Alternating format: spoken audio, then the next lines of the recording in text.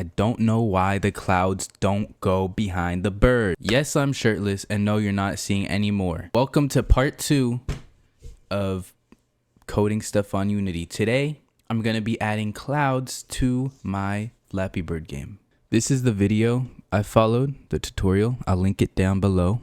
But yeah, he goes through a bunch of stuff with particles, stuff I really don't need, but it's a good resource. I already did it, but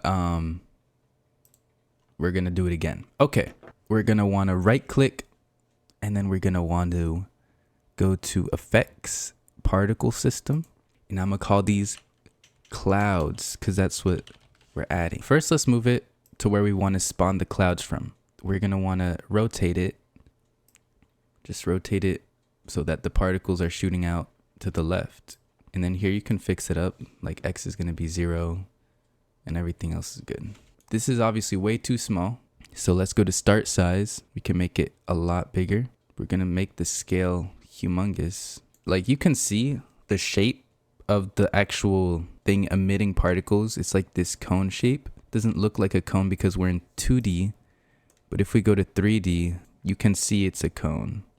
It's just a very slim cone, but if we move that, it's like wider, you know?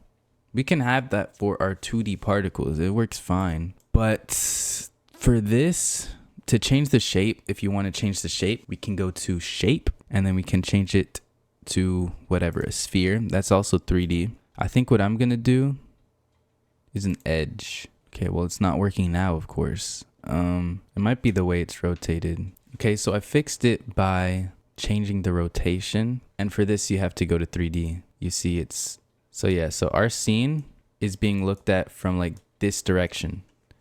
So when X is 0, if you rotate it 90 degrees, I feel like I'm not explaining this well. Just rotate it until you can see the particles coming the way you want them. And then so you see how the particles just disappear right here. To change that, you need to go to start lifetime, and you need to add to that. And you can see if we add it, the particles are gonna go until the end of the screen and then disappear. And this is way too many right now. So to fix that, we're gonna go to emission, and we can put it all the way down to what we want. That works fine. All right, guys, I had to go somewhere, but I'm back now with the shirt, and I also have pants. And I had pants before, but these are special pants because this entire outfit I got from my friend.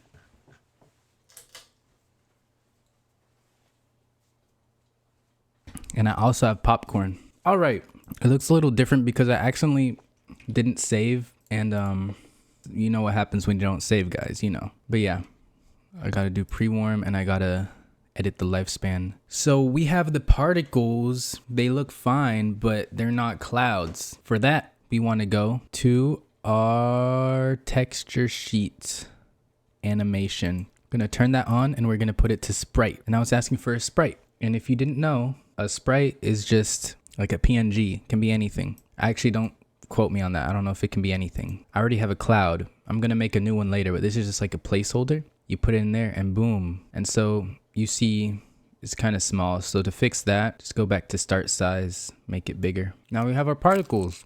And if we start the game, you can see the clouds.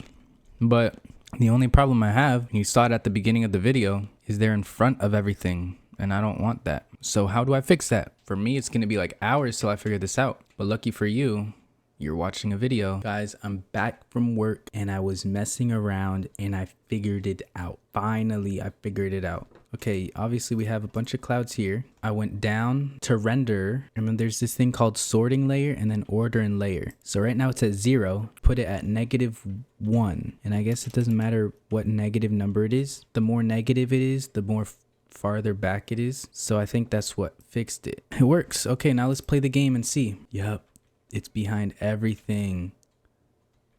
After minutes, it wasn't hours, it wasn't that long actually, but after minutes of messing around, I got it. All right, so that was part 2 of doing stuff on Unity. Kind of on my own, but not really on my own. Like I'll look up a tutorial, but